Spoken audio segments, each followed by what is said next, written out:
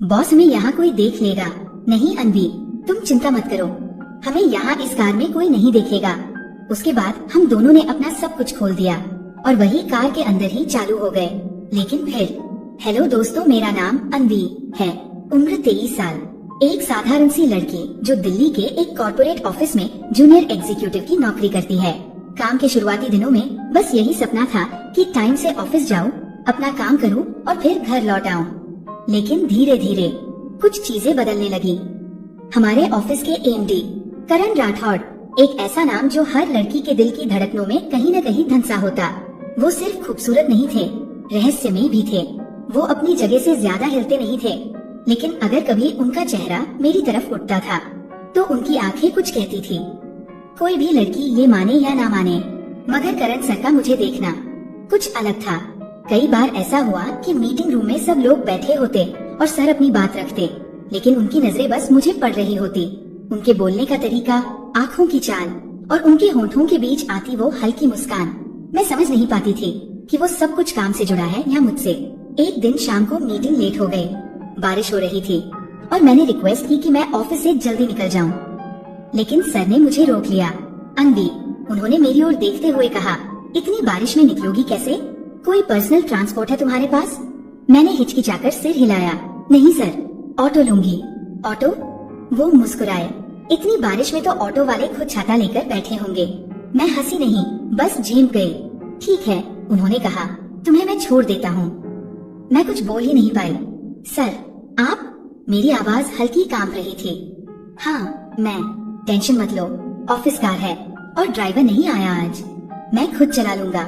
मैंने सिर झुका लिया। शायद कहीं न कहीं मैं यही चाहती भी थी। 5 मिनट में हम दोनों ऑफिस की पार्किंग में थे। कार बिल्कुल काली, बड़ी एसयूवी थी। अंदर डार्क ब्राउन इंटीरियर और हल्की सी डिफ्यूज लाइट जल रही थी। बाहर बारिश और अंदर सन्नाटा। मैं पीछे बैठी, सर ड्राइविंग सीट पर थे, लेकिन जैसे ही उन्होंने गाड़ी स्टार्ट की, उन्होंने रियर व्यू मिरर को मेरी तरफ मोड़ा और कुछ देर तक देखते रहे। मेरे रोंगटे खड़े हो गए। कंफर्टेबल हो? उन्होंने पूछा। जी सर। पक्का? मैंने फिर सिर हिलाया। कार धीरे धीरे सड़क पर आगे बढ़ने लगी। बाहर बारिश की बूंदें शीशों पर कुछ लिखती जा रही थी। अंदर सिर्फ गाड़ी की आवाज थी और हमारी चुप्पी। कुछ देर बाद उन्होंने धीमी आवाज में पूछा, अनवी, तुम मुझसे डरती हो? मैं चौंकी। जी, मतलब जब भी तुमसे बात करता हूँ तुम्हारा चेहरा थोड़ा सख्त हो जाता है, जैसे कुछ कहना चाहती हो पर कह नहीं पाती। मैंने सांस खींची और बाहर देखने लगी, लेकिन सर रुके नहीं। क्या कभी ऐसा लगा कि मैं तुम्हें गलत नजर से देखता हूँ? अब मैं अंदर तक हिल गई। ये क्या पूछ रहे थे? क्या वो मेरे मन की बात पढ़ चुके थे? नहीं सर, ऐसी कोई बात नहीं। सच? उन्होंने फिर शीशे से मेरी तरफ देखा। मैंने कहा, हाँ सच। अच्छा। उन्होंने गाड़ी एक खाली जगह पर रोक दी। तो फिर तुम मुझसे भागती क्यों हो? अब मैंने उनकी तरफ देखा। मैं भागती नहीं, शायद आप मुझे ज्यादा अच्छे से पढ़ लेते हैं और मैं खुद से ही डर जाती हूँ। वो मुस्कुरा दिए। मैं तुम्हें डराना नहीं चाहता अनवी, उन्होंने कहा, बल्कि तुम्हें बचाना चाहता हूँ। बचाना? मैं थोड़ी और सिहर गई। किससे? खुद से, उन्होंने धीरे से कहा। उसके बाद उन्होंने गाड़ी फिर चलानी शुरू कर दी, पर अब कुछ बदला हुआ था। वो मेरी ओर ऐसे देख रहे थे जैसे कुछ कहना चाहते हैं, लेकिन कह नहीं पा रहे। अचानक उन्होंने रेडियो ऑन कर दिया। एक धीमा सा रोमांटिक गाना बज रहा था। कार का माहौल और भी मध्यम हो गया। मेरा दिल जोर से धड़क रहा था। फिर उन्होंने कहा, अनवी, तुम जानती हो मैं तुम्हारे साथ अकेला क्यों बैठा हूँ आज? मैंने चुपचाप सिर हिलाया। नहीं, क्योंकि मैं नहीं चाहता कि तुम्हारे साथ वही हो जो मेरी छोटी बहन के साथ हुआ था। मेरे माथे की सरवटें गहरी हो गई। उसने भी ऐसे ही एक रात अपने बॉस पर भरोसा किया था, लेकिन वो उसे एक होटल रूम में ले गया और फिर मैंने हाथ उसके कंधे पर रख दिया। सर, मैं आपके साथ हूँ और मुझे डर नहीं है, क्योंकि आप ऐसे नहीं हैं। वो पहली बार मेरी आंखों में सीधे देखने लगे। मैं तुम्हें ऑफिस में बहुत बार देखता हूँ अनवी, लेकिन कभी नजरों से नहीं। तुम्हारे दर्द को देखता हूँ, तुम्हारी चुप्पी में जो चीख होती है ना, उसे समझता हूँ। मैंने खुद को थामे रखा। अब मैं हिल चुकी थी। उन्होंने कार रोक दी। ये तुम्हारा घर है? हाँ, अगर कभी किसी ने तुम्हें तकलीफ दी तो याद रखना मैं हूँ। मैंने कार का दरवाजा खोला, लेकिन निकलने से पहले मैंने पीछे मुड़कर पूछा, सर, क्या मैं कभी आपको सिर्फ करण कह सकती हूँ? वो चुप रहे, बस मुस्कुरा दिए। उस रात के बाद कुछ तो बदल गया था। मैंने खुद को बदलते देखा, अपने कपड़े पहनने के अंदाज में, चलने के ढंग में और उस निगाह में भी जो अब रोज सुबह उसे दरवाजे से अंदर आते देखती थी। करण सर, वो अब सिर्फ बॉस नहीं रह गए थे। मुझे लगता था मैं उनके सामने खड़ी होकर भी खुद को छुपाना चाहती थी और शायद दिखाना भी। अगले दिन ऑफिस में जब वो मेरी डेस्क के पास रुके, उनकी नजर कुछ सेकंड ज्यादा टिक गई। मेरी साड़ी की पल्लू थोड़ी ढीली थी, कॉलर बोन हल्का सा झांक रहा था और वो देखते रहे। उनकी नजरें मेरी त्वचा को नहीं, मेरे डर और झिझक को पड़ रही थी। अन्वी, कॉन्फ्रेंस रूम में आओ, प्रेजेंटेशन पर बात करनी है। उनकी आवाज शांत थी, लेकिन टोन में कुछ ऐसा था जो धड़कनों को धीमा नहीं होने देता। मैं उठी, मेरे पाँव खुद ब खुद उनके पीछे चलने लगे। कॉन्फ्रेंस रूम में हल्की सी रोशनी थी, बाहर की लाइट्स बंद थी, अंदर सिर्फ एक लैपटॉप की ब्लू स्क्रीन जल रही थी। बैठो, उन्होंने कहा। मैं कुर्सी पर बैठ गई और जैसे ही उन्होंने अपना कोट उतारा, उनकी कमीज की पहली बटन खुल गई। शायद जाने अनजाने, लेकिन मेरे हाथ ठंडे हो गए। कल रात, उन्होंने कहा, कार की पिछली सीट पर तुम बहुत चुप थी। ऐसा क्यों? मैंने कुछ पल चुप रहकर जवाब दिया, क्योंकि सर, मैं खुद को रोक रही थी। किससे? आपसे नहीं, खुद से। अब उनके होंठ हिले जैसे कुछ कहने वाले हों, लेकिन रुके रहे। क्या तुम मुझसे डरती हो अन्वी? नहीं, मैंने धीरे कहा। मैं बस समझ नहीं पाती कि आप मुझे देखते हैं तो क्या सोचते हैं। वो मेरे पास आए, कुर्सी के पीछे खड़े हो गए। मेरी पीठ सीधी थी, लेकिन उनकी सांसें मेरी गर्दन के पास से गुजर रही थी। एक हल्का कंपन, जैसे कुछ अनकहा सा लहर बनकर मेरी रूह तक पहुंच रहा हो। मैं तुम्हें हर दिन देखता हूँ अन्वी, उन्होंने धीरे कहा। कभी तुम्हारे कदमों की चाल, कभी तुम्हारी आंखों की उदासी और कभी कभी तुम्हारे होठों की खामोशी। अब मेरी सांसें भी तेज थी। सर, मैंने कहा, कभी कभी लगता है आप बहुत कुछ कह सकते हैं पर कहते नहीं, क्योंकि तुम्हें भी तो बहुत कुछ कहना है पर तुम भी चुप रहती हो। मैं उठ खड़ी हुई। हम दोनों अब आमने सामने थे। अगर उस रात कार की पिछली सीट पर मैं कुछ कहती या करती तो आप रोकते? उन्होंने मेरी आंखों में देखा। नहीं, उन्होंने कहा। मैं थाम लेता, लेकिन छूता नहीं। मैं कांप गई। तो अब अगर मैं कुछ कहूँ तो? उन्होंने बस हाथ बढ़ाया और मेरे चेहरे के पास तक आकर रुक गया। कोई स्पर्श नहीं, बस एक वादा था उस दूरी में। मैं तुम्हें कोई दर्द नहीं देना चाहता अन्वी। तुम्हारी परतें इतनी नाजुक है कि उन्हें सिर्फ महसूस किया जा सकता है, तोड़ा नहीं जा सकता। मैंने उनकी उंगली को अपनी उंगलियों से हल्के से छुआ, जैसे किसी गहरे स्पर्श से पहले की अनुमति। और तभी दरवाजा खुला। किसी ने दस्तक नहीं दी, बस एक जूनियर एग्जीक्यूटिव रिपोर्ट लेकर अंदर आया। हम तुरंत पीछे हट गए। मैंने सिर झुका लिया और बाहर निकल गई, लेकिन अब मेरे मन में कुछ और जाग चुका था। वो एक लहर थी जो आगे बढ़ना चाहती थी। अब मैं सिर्फ ऑफिस नहीं जा रही थी, मैं उस संवाद को जीने जा रही थी जो शब्दों के बिना हो रहा था। उस दिन ऑफिस में हमारे बीच जो कुछ हुआ, उसके बाद मैं खुद को रोक नहीं पाई। जब शाम को घर पहुंची तो खुद को आईने में देखा। मेरी नजरों में कुछ बदल चुका था। वो शर्म, वो डर धीरे धीरे एक चाह में बदल रहा था। किसी के करीब होने की चाह, लेकिन किसी को समझने की भी। अगले दिन सर ने मुझे बुलाया। अन्वी, उन्होंने कहा, कल मुंबई में एक क्लाइंट मीटिंग है और मैं चाहता हूँ कि तुम मेरे साथ चलो। मैंने चौंक कर देखा। मैं अकेले आपके साथ? वो मुस्कुराए। हाँ, सिर्फ तुम और मैं, बाकी टीम बाद में आएगी। मेरे दिल की धड़कनें एकदम से तेज हो गई।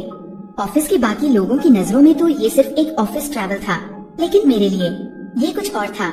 अगली सुबह हमने फ्लाइट ली। मुंबई की हवा में नमी थी, पर दिल में कुछ और ही गहराई। सर ने खुद टैक्सी ली और मुझे होटल तक साथ लाए। होटल एक 5 स्टार था। अंदर की महक बहुत ही मादक थी, गुलाब, चंदन और कुछ अनकहे वादों की तरह।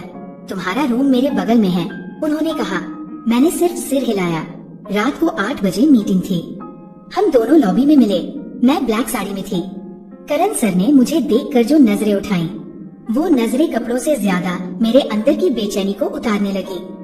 तुम बहुत खूबसूरत लग रही हो, उन्होंने कहा, लेकिन आज तुम्हारी आंखें सबसे ज्यादा बोल रही हैं। मैं मुस्कुरा दी। हम मीटिंग खत्म कर रात 11 बजे होटल लौटे। मैं सीधा अपने कमरे की ओर बढ़ी, लेकिन दरवाजा खोलते ही उनकी आवाज आई, अन्वी, अगर चाहो तो 1 कप कॉफी मेरे कमरे में मिल सकती है। मेरे पैर वहीं थम गए। ठीक है सर, मेरी आवाज बहुत धीमी थी। होटल रूम हल्की येलो लाइट से भरा था। एक सिंगल डेस्क लैंप और बाहर से आती हल्की बारिश की आवाज। मैंने देखा सर ने अपना कोट उतारकर साइड में रखा। वो सफेद शर्ट में थे और हल्की सी पहली बटन खुली हुई। उन्होंने 2 मग में कॉफी डाली और एक मेरी तरफ बढ़ाई। हम सोफे पर पास पास बैठे थे, हाथों में कॉफी, दिल में सवाल। अनवी, उन्होंने धीरे से कहा, अगर आज की रात मैं तुम्हें कुछ ऐसा कह दूं जो शायद तुम सुनना नहीं चाहती तो? मैंने धीरे से कहा, तो मैं वो सब कुछ सुनूंगी जो आप दिल से कहेंगे। उन्होंने मेरा हाथ पकड़ लिया। मैं तुम्हारे करीब आना चाहता हूँ, लेकिन सिर्फ इसलिए नहीं कि तुम सुंदर हो, बल्कि इसलिए कि तुम टूटी हुई हो और मैं तुम्हें जोड़ना चाहता हूँ। मैंने आंखें बंद की। किसी ने कभी मुझे इस तरह नहीं देखा था। मैं तुम्हें अपनी बाहों में लेना चाहता हूँ, लेकिन सिर्फ इसलिए नहीं कि तुम्हारी त्वचा मुलायम है, बल्कि इसलिए कि तुम्हारा मन कांपता है और मैं उसे सहारा देना चाहता हूँ। अब मैं कांप रही थी। मैंने उनके कंधे पर सिर रख दिया। उनकी उंगलियां मेरी पीठ पर थी, नरम, स्थिर, बिना किसी जल्दी के। करण, मैंने पहली बार उनका नाम लिया। क्या मैं भी कुछ कह सकती हूँ? हमेशा। अगर आज की रात हम कुछ नहीं भी करें, सिर्फ साथ रहें, तो क्या आप ठहरेंगे? वो मुस्कुराए। मैं तुम्हें महसूस करने आया हूँ, अनवी, भोगने नहीं। उस रात हम एक ही कमरे में सोए, बिना किसी शब्द के, लेकिन बहुत कुछ कह दिया गया था।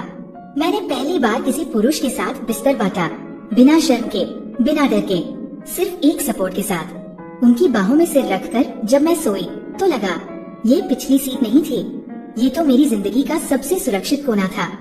सुबह जब मेरी नींद खुली, मैं अब भी उसी कमरे में थी, करण सर की बाहों में, मगर ये बाहें किसी पुरुष की तरह मुझे जकड़ नहीं रही थी। ये तो जैसे पंख सी थी जो मुझे गिरने से रोक रही थी। मैंने उनकी ओर देखा। वो अब भी सो रहे थे, माथे पर हल्की शिकन, जैसे किसी सपने से डर गए हों। मैंने चुपचाप उठकर बालकनी का दरवाजा खोला। मुंबई की हल्की धूप में मेरी आंखें नम हो गई। क्यों? मैंने खुद से पूछा। क्यों मैंने उन्हें सब नहीं बताया? क्यों मैं अब भी अपने अतीत से भाग रही हूँ? मैंने आंखें बंद की और सब सामने आने लगा। मैं शादीशुदा थी। हाँ, मेरी जिंदगी में एक पति था और एक दर्द जो हर रात मेरी आत्मा को चीरता था। राहुल, मेरा पति, सबके सामने परफेक्ट था, हैंडसम, वेल सेटल्ड, लेकिन कमरे के दरवाजे बंद होते ही वो दरिंदा बन जाता। मेरा शरीर उसके लिए सिर्फ एक वस्तु था और मेरी आत्मा, वो उसे कभी देख ही नहीं पाया। शुरू में मैं सहती रही, सोचती रही कि शायद वक्त के साथ सब बदल जाएगा, लेकिन वो वक्त कभी नहीं आया। एक रात जब उसने मुझे जमीन पर धकेल दिया था और मैं बेसुध रो रही थी, तभी मैंने फैसला किया। मैं वहाँ से निकल आई। मैंने तलाक लिया, लेकिन बदले में दुनिया की हर उंगली मुझ पर उठी। शादी तो समझौता होता है, औरत को सहना आना चाहिए। पता नहीं क्या किया होगा इसने। मैं टूट गई थी और तभी मुझे ये जॉब मिली और ये बॉस, करण सर। बालकनी में खड़ी मैं कांप रही थी। अतीत की परछाई अब भी ताजा थी। ठंड लग रही है? पीछे से आवाज आई। करण सर जाग चुके थे। मैंने धीरे सिर हिलाया। वो पास आए, मुझे देखा और शायद पहली बार मेरी आंखों में मेरा सच पढ़ लिया।